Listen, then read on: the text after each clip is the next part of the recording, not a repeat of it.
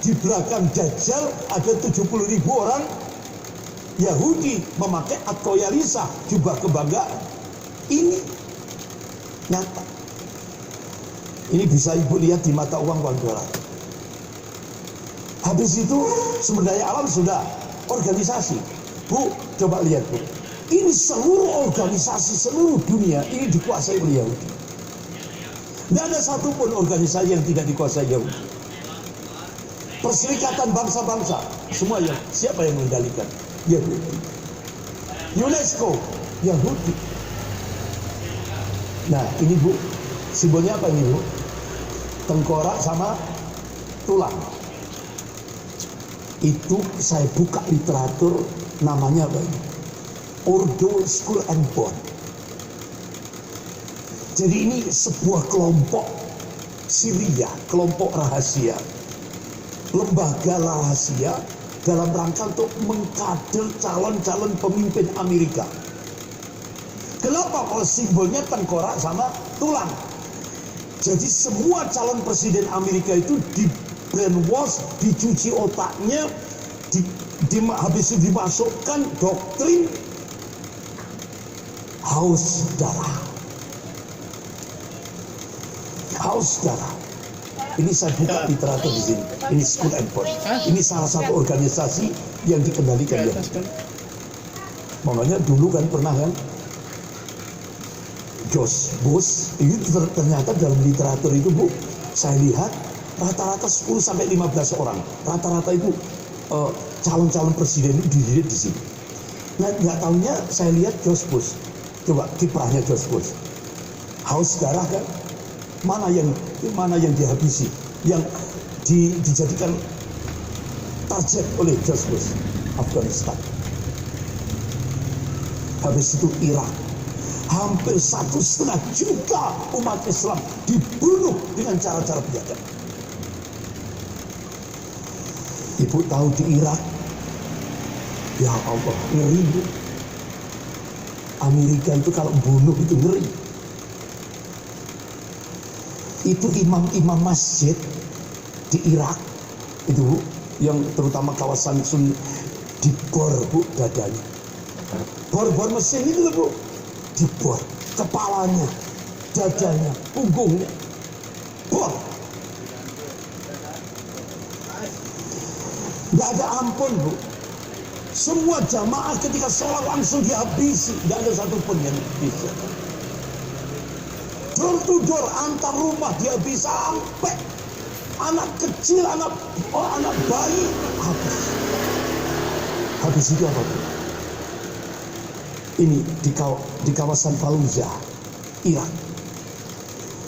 Dini hari lewat pesawat disebar gas belacur. Sehingga besoknya ba'da sholat subuh itu banyak anak-anak, ibu-ibu, kakek-kakek, nenek-nenek. Semuanya sudah membujur kaku. Bahkan sampai bu lihat, kalau ibu lihat videonya, sampai ada yang masih kejang, belum meninggal, masih kejang. Pertanyaan kita, pernahkah kebiadaban Amerika itu disidang di Mahkamah Pengadilan Internasional? Ini loh bu, Yahudi, makanya ibu kalau Amerika itu Yahudi besar, Israel itu Yahudi kecil.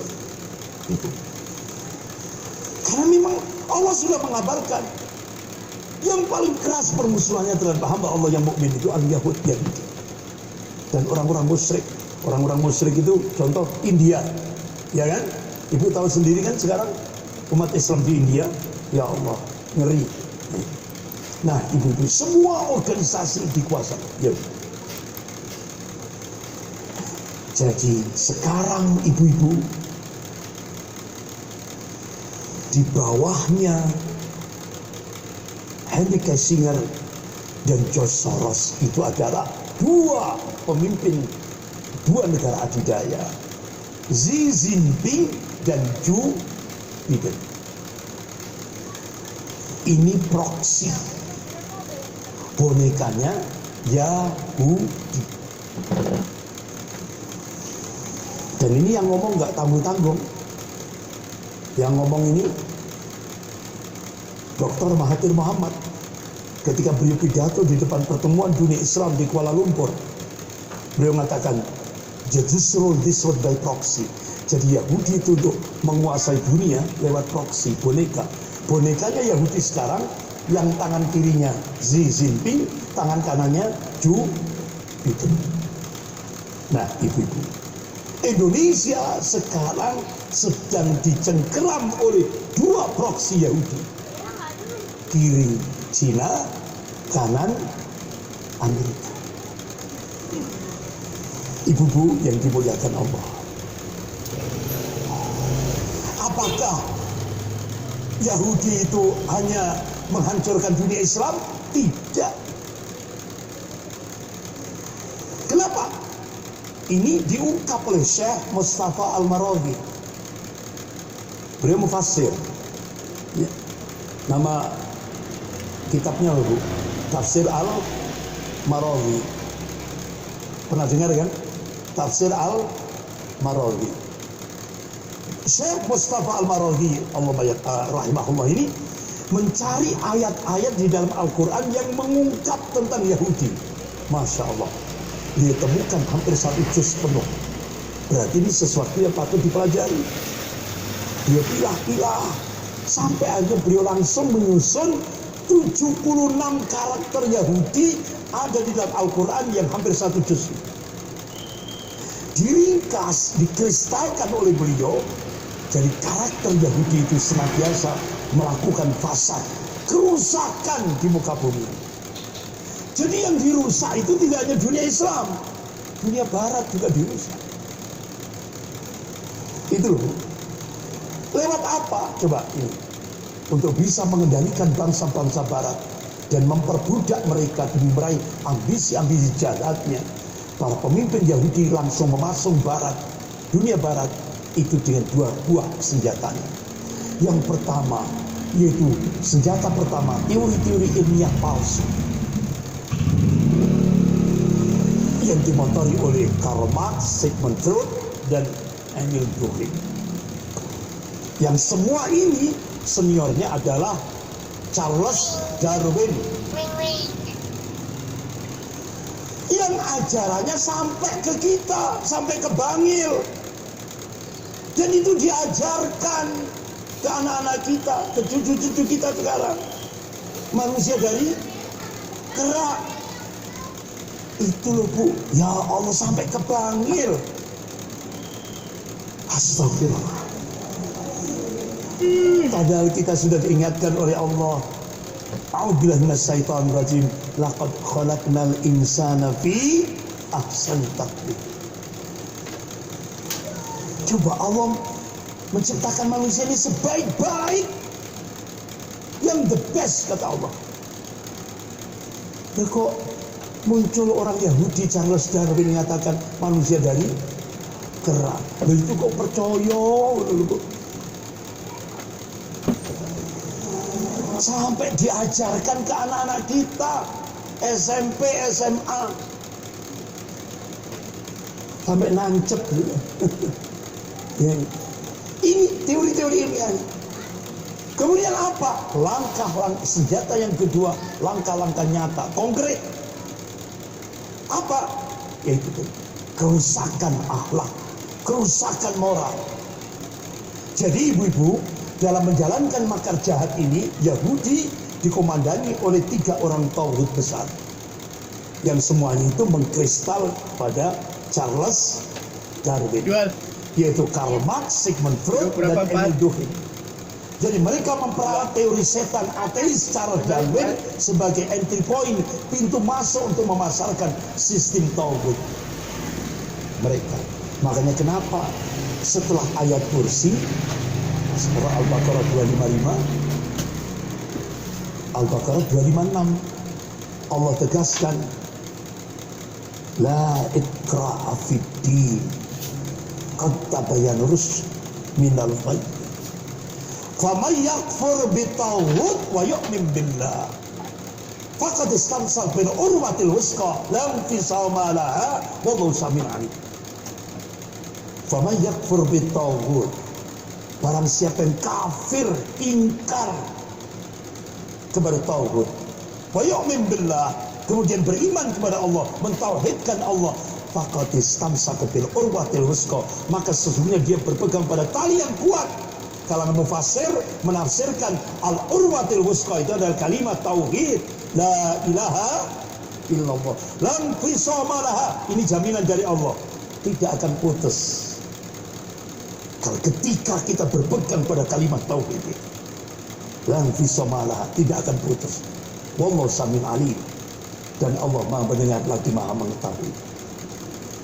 Berarti Bu, iman kita baru sah, tauhid kita baru sah di hadapan Allah.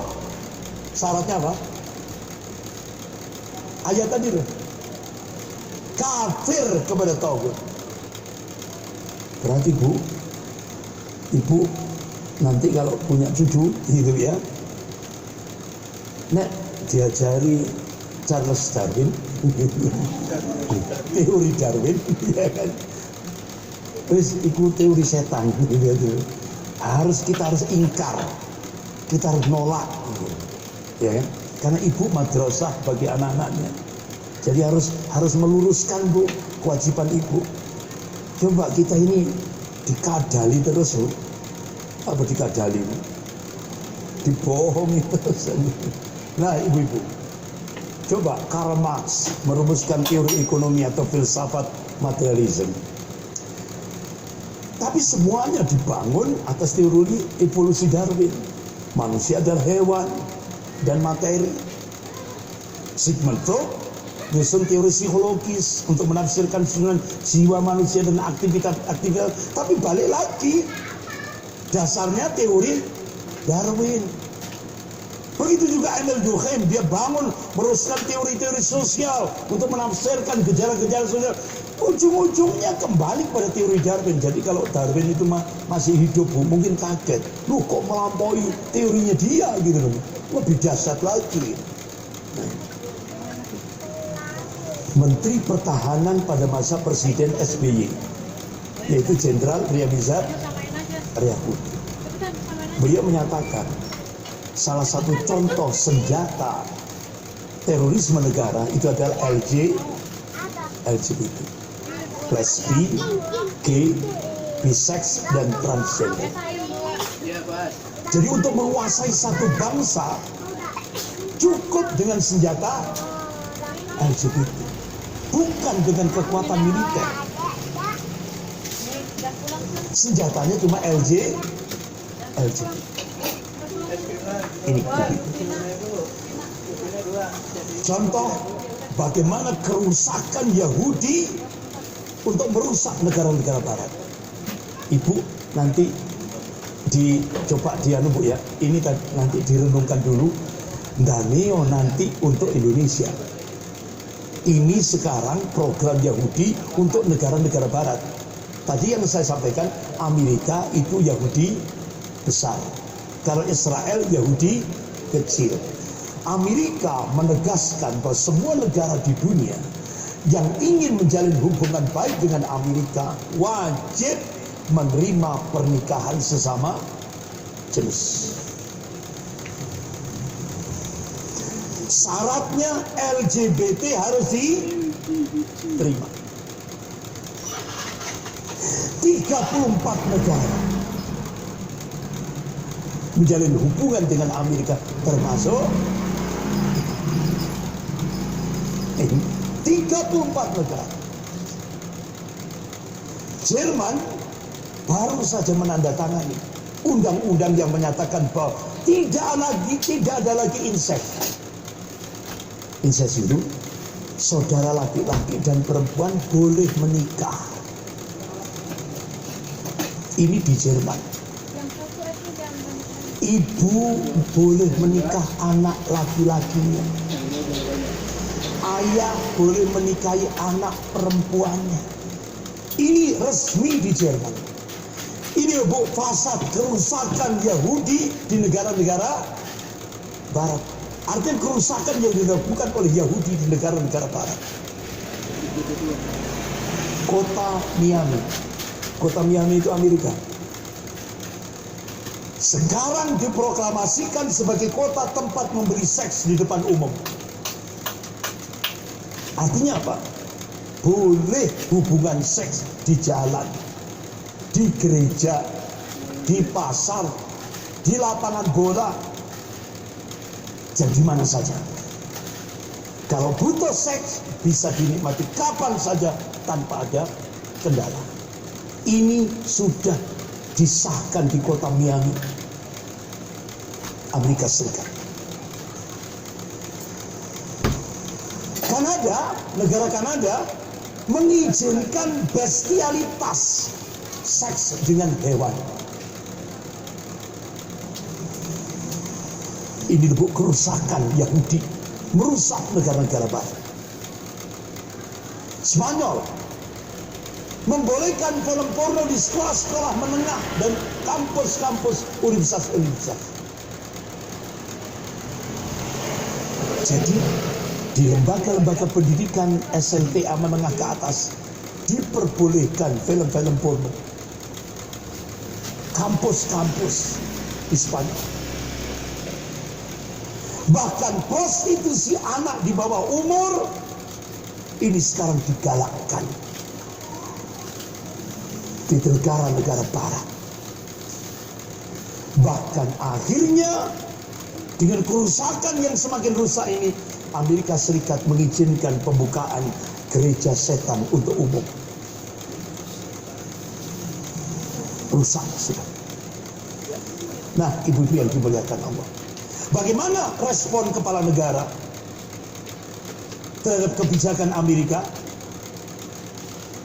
Sultan Brunei Darussalam Hassanal Bolkiah, no. LGBT, no. Siapa pelaku LGBT, hukumannya mati. Rusia yang dipimpin Vladimir Putin, LGBT, no. Padahal negara komunis. Indonesia, ahlan wa sahlan.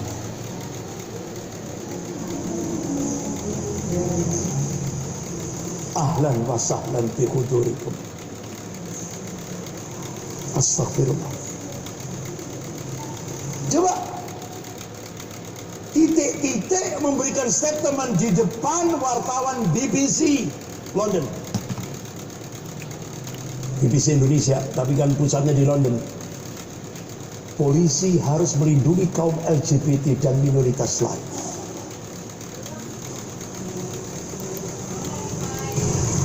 Coba Menko Polhukam Pak Mahfud MD, Profesor Mahfud MD, pemerintah tidak sanggup lagi melarang LGBT.